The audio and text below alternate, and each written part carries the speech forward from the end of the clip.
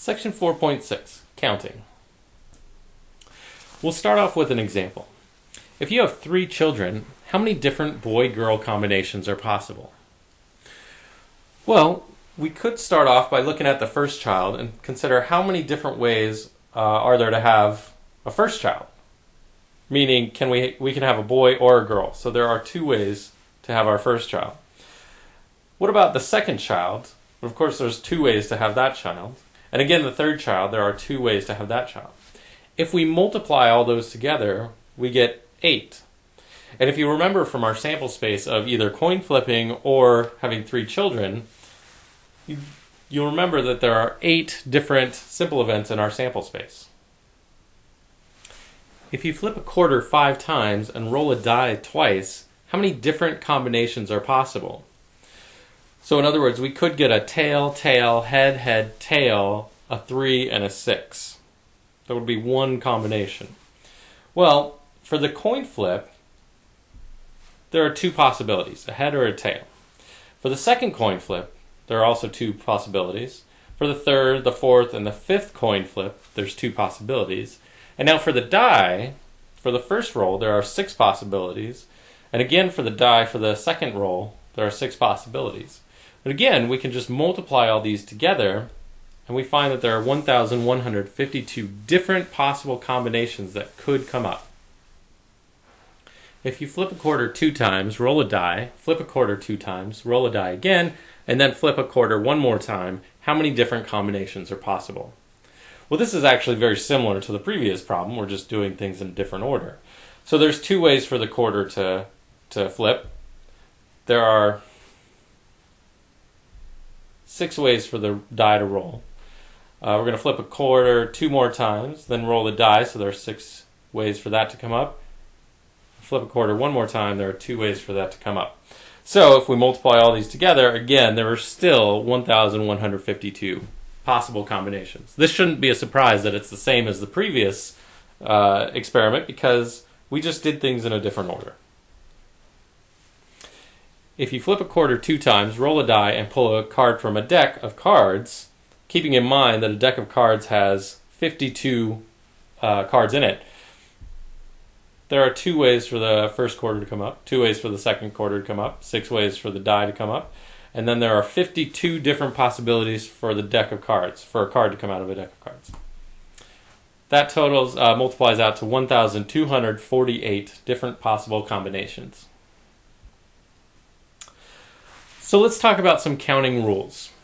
The fundamental counting rule says that for any 2 events where the first event can occur in m ways and the second event can occur in n ways, the events together can occur in m times n ways. And of course, we've been using this in the previous slides to show that we can just multiply all those together.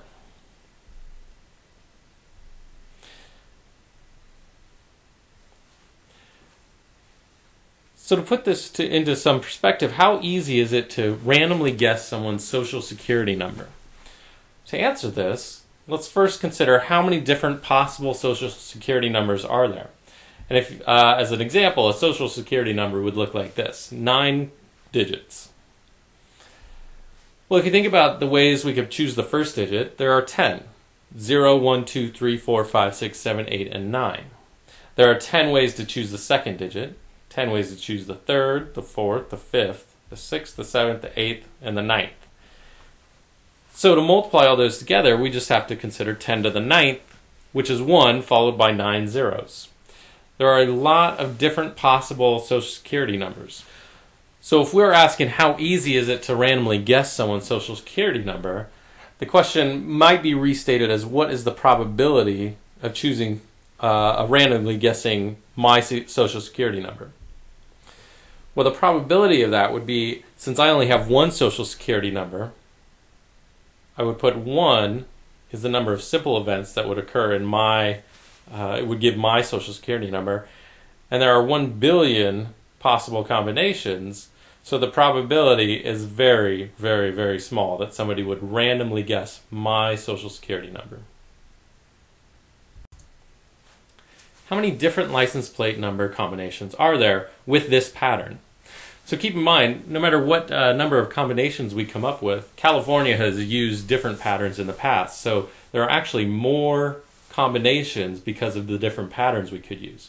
But if we're only considering this pattern where we have a number followed by 3 letters followed by 3 numbers, there are 10 ways to choose the first number, 26 ways to choose the letter, 26 ways to choose the next letter, 26 ways to choose the third letter, and 10 ways, and 10 ways, and 10 ways to choose the last 3 numbers.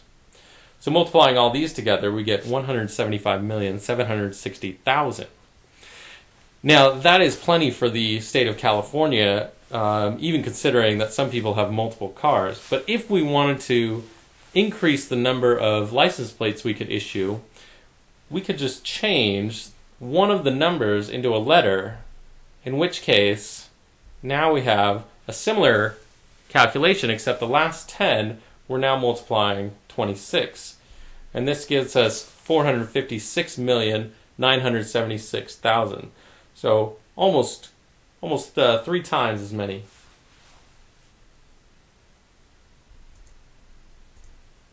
Arrangements. Suppose we have a test question. We are supposed to arrange the following events in chronological order. How many different possible ways are there to answer this question? Well, there are 3 ways to choose the first letter. So we could choose A, B, or C for our first letter. But then there are only 2 ways left to choose the second letter, since we've already chosen the first letter. So we can multiply 3 times 2, and then for our last letter, there's only 1 way for that to happen, whatever letter is left. So there's 1 way left. In other words, there are 6 different possible combinations: ABC, ACB, BAC, BCA, CAB, and CBA. How many ways are there to order everybody in a room of 29 people? Well, we'd start out considering there are 29 ways to choose that first person. Then there are 28 ways to choose the next person, 27 ways to choose the third person, on and on and on until we get down to just 1 way to choose the last person. Multiplying all this together, we get a very, very large number. How many ways are there to order the letters A, B, C, D, E, F, and G? Same idea, there are 7 different letters here, so there are 7 ways to choose the first letter, 6 ways to choose the next, then 5 ways to choose the third, 4 ways to choose the fourth, 3 ways to choose the fifth, 2 ways to choose the sixth, and finally we're left with 1 letter, so there's 1 way to choose the last letter. Multiplying these together, we get 5,040. How is this example different from the license plate example? Because the license plate had 7 different slots as well. Well, in this example, once we choose an item for the first slot, we cannot choose that again. For example, we could not have had the combination ABA, GGDF in this example. This is a permutation problem because we are permuting the item. Factorial notation. You've noticed with some of the examples, such as when we had to calculate 29 times 28 times 27, etc., that list of numbers is so long, we want to come up with a shorthand notation. That is this factorial notation.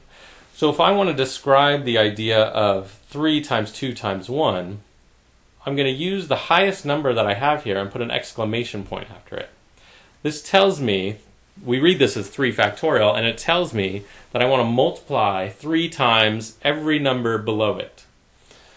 So 10 factorial is 10 times 9 times 8 times 7 times 6 times 5 times 4 times 3 times 1.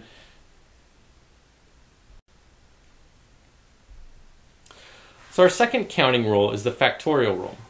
The number of different permutations of n different items when all n of them are selected is n factorial. And that's a key point. We need to make sure that we're selecting all n of the n different possible items. So for example, if I had 7 letters and I wanted to permute them, in order to use this factorial rule, I need to be permuting all 7 of them.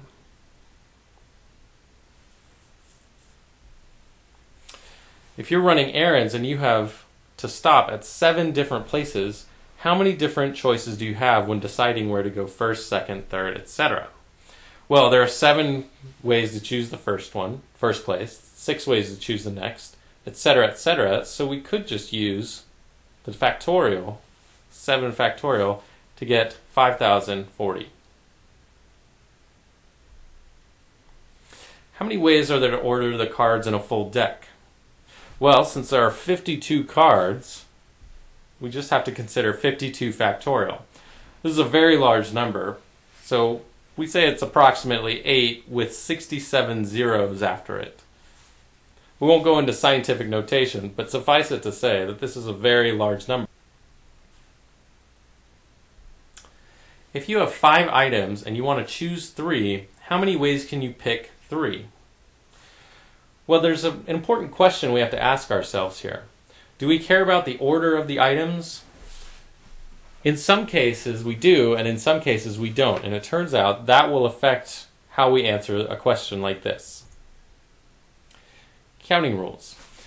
With permutations, where order matters, we assume that all the items are different, then the number of different permutations when n different items are available, but only r of them are selected without replacement, we have the rule n factorial over n minus r factorial, and we use the notation of n permute r.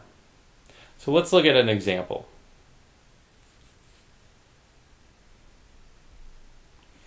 A manager has to decide on 5 delivery routes from 9 possible delivery routes. How many different possible routes are there? So we have 9 places to go, and we can only make it to 5. We have to choose from those 9 and permute 5 of them. So we consider the calculation 9 permute 5, or 9p5. And that is 9 factorial divided by 9 minus 5 factorial,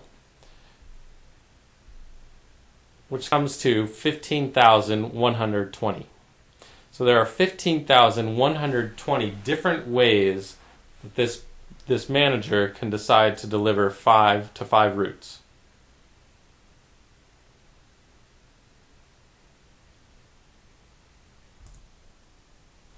Another situation to consider with permutations is when we're permuting all the items, but some of them are the same. So we say the number of different permutations when n different items are available, we select all n of them to permute, but n1 of them are alike, n2 of them are alike, etc. We have the formula n factorial over n1 factorial, n2 factorial, times on and on and on until we get to all of the ones that are alike. So as an example, suppose we have a box and we throw some smiley faces in there, orange smileys, some yellow sunshines. Looks like we'll have 5 sunshines and 4 hearts. How many different ways could we choose all the items in the box? So for example, here's an option. We could pick a smiley face, sunshine, heart, smiley face, sunshine, sunshine, heart, heart, heart, smiley face, sunshine, sunshine.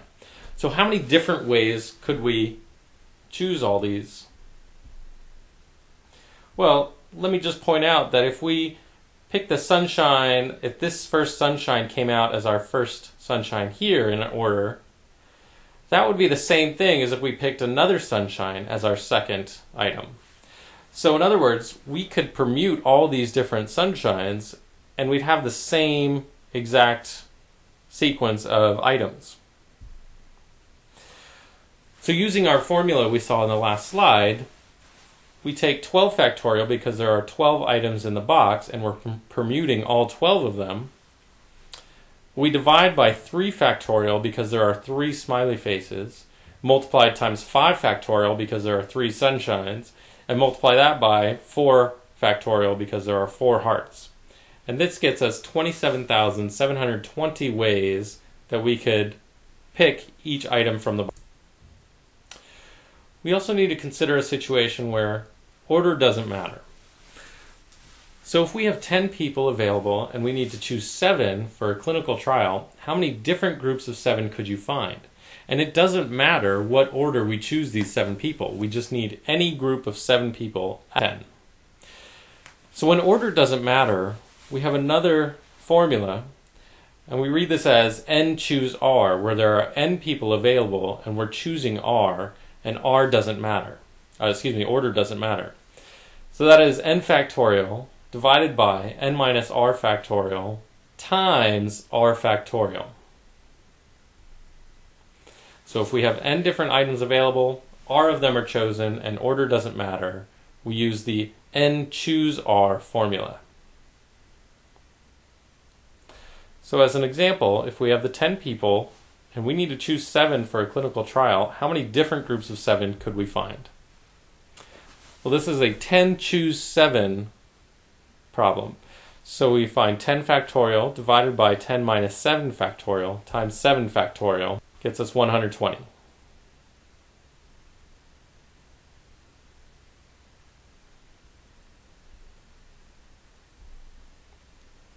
How many different 5-card hands are possible in poker? Now keep in mind, with poker, we're playing with a deck of 52 cards, and it doesn't matter what order those cards appear in your hand. You can switch them around. Order doesn't matter. You still have the same 5-card hand. So we're going to use the 52 choose 5, where we take 52 factorial, divide by 52 minus 5 factorial, times 5 factorial. Now if you plug this into your calculator, depending on how good your calculator is, it may give you an error because it can't calculate such large numbers. So we have a way around this. If you notice, we have 52 factorial on top divided by 47 factorial. Writing all these out, you'd get 52 on top, 52 times 51 times 50 times 49 times 48 times 47 times 46 times 45 times 44, on and on, times 3 times 2 times 1 at the end. That 47 factorial gave us 47 times 46 times 45 times 44, on and on, times 3 times 2 times 1. So if you notice, many of these factors will actually cancel out. So if you're trying these factorial notations on your calculator with large numbers and you're getting an error, consider writing out what you can actually cross off, and then actually cross those off, and then finally do the calculation with whatever's left. So on top, we simply have to multiply 52 times 51 times 50 times 49 times 48, and on bottom, we have to multiply whatever we got from the other factorial, in this case 5 times 4 times 3 times 2 times 1, and we'll get 2,598,960. That is the number of 5-card hands that are possible in poker.